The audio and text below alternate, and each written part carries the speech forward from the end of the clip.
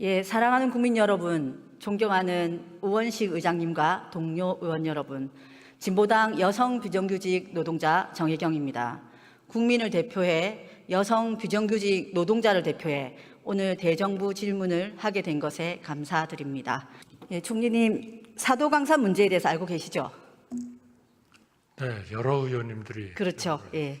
일본이 사도강산을 유네스코 세계문화유산으로 등재한 이유가 무엇이라고 알고 계십니까? 글쎄, 그분들이 거기에서 일한 강제적으로 동원된 노동자들에 대해서 그분들의 애로를 국제사회에 보여주기 위해서 하지는 않았을 것 같고요. 본인들이 오래전부터 이런 산업의 발전 이런 것들을 가지고 있었다라는 좋은 쪽으로 얘기를 하려고 그걸 시도를 했겠죠. 예, 그렇죠.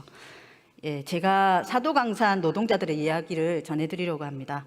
1915년 충남 논산군의 여태규님은 사도강산에 끌려가서 갱 내에서 폭약을 다루는 일을 했습니다.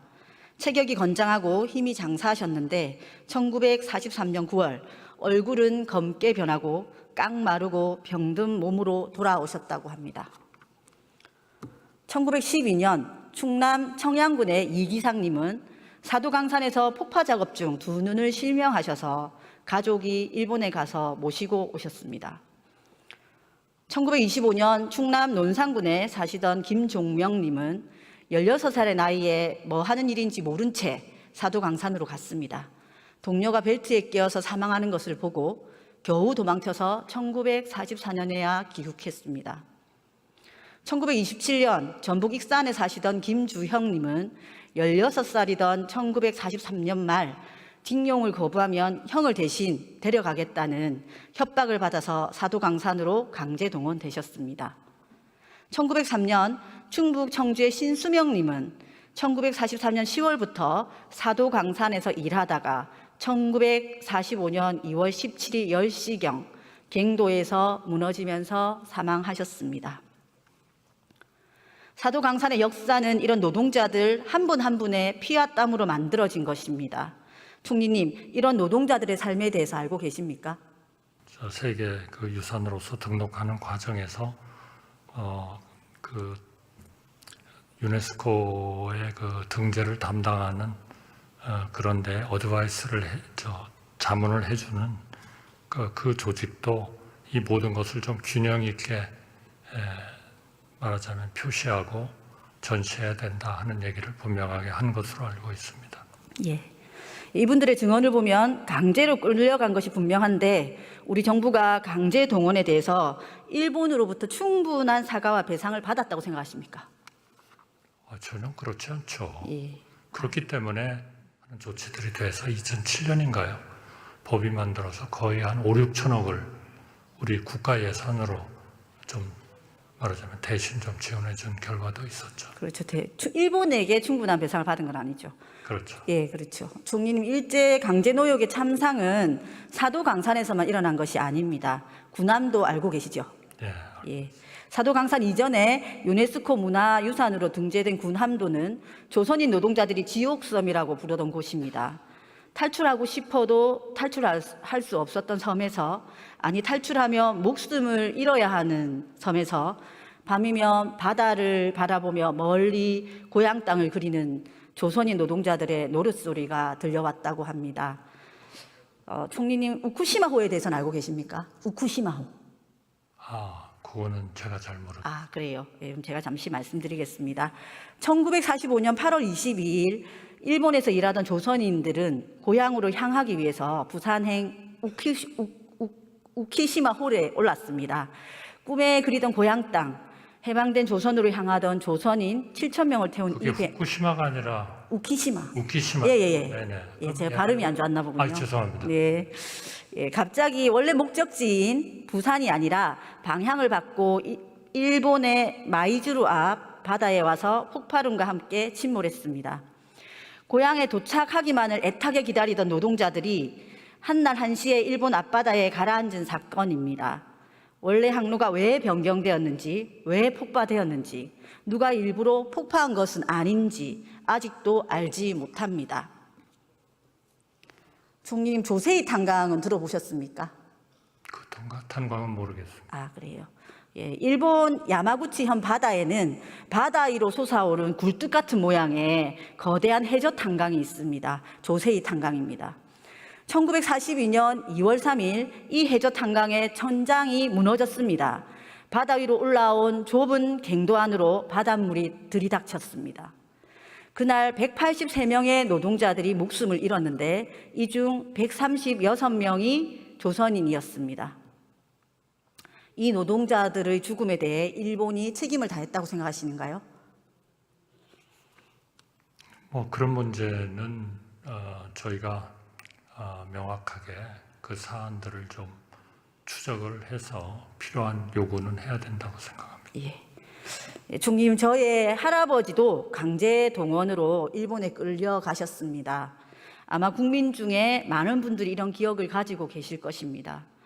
우리는 강제동원 노동자의 삶을 기억해야 합니다.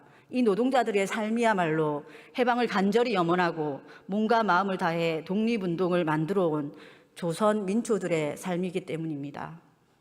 그런데 윤석열 정부는 이런 기억을 애써 지우려고 합니다. 국민들께서 걱정을 많이 하고 계십니다. 윤석열 정부에 밀정이 있다는 말은 그냥 나온 것이 아닙니다. 윤석열 정부는 강제동원 피해자 3자 변제를 통해 전범 기업에 면죄부를 주었고 일본의 후쿠시마 핵오염수 해양 투기에 한마디도 하지 않았으며 독도의 일본 자위대를 끌어들여 한미일 군사훈련을 강행했습니다.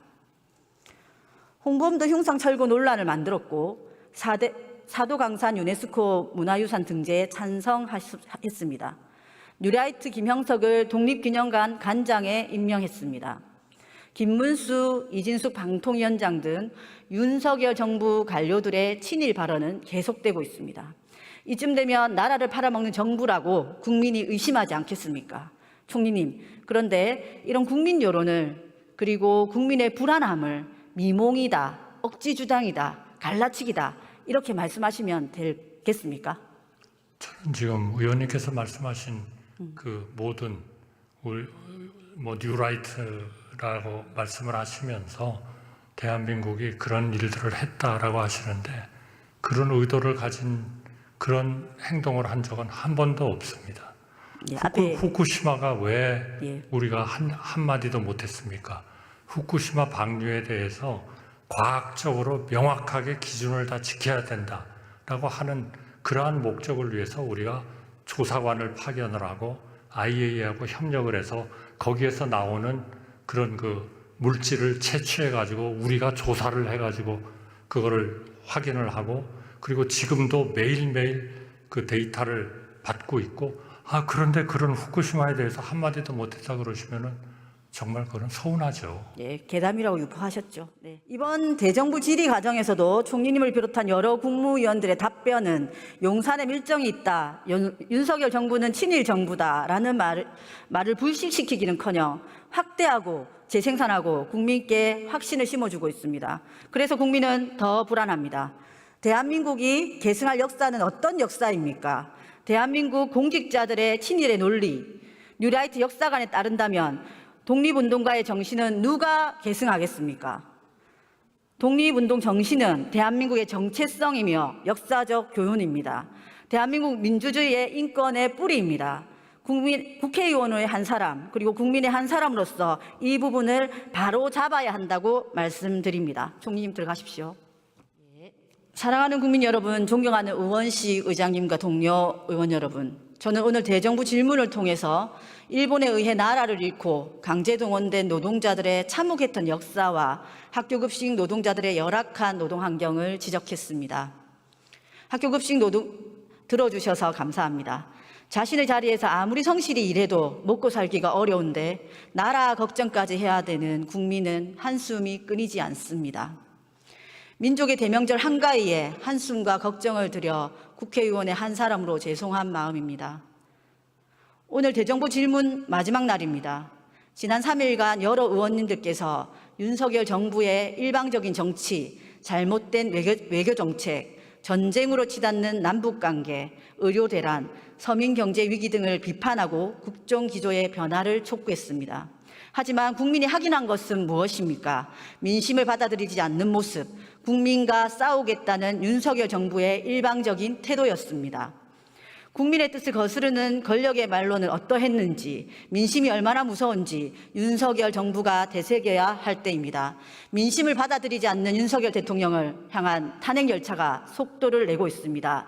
윤석열 탄핵준비의원연대가 출발했습니다. 민의를 받드는 국회의원의 법적 권리와 의무를 다하는 일이라고 생각합니다. 국민 여러분, 함께해 주십시오. 감사합니다.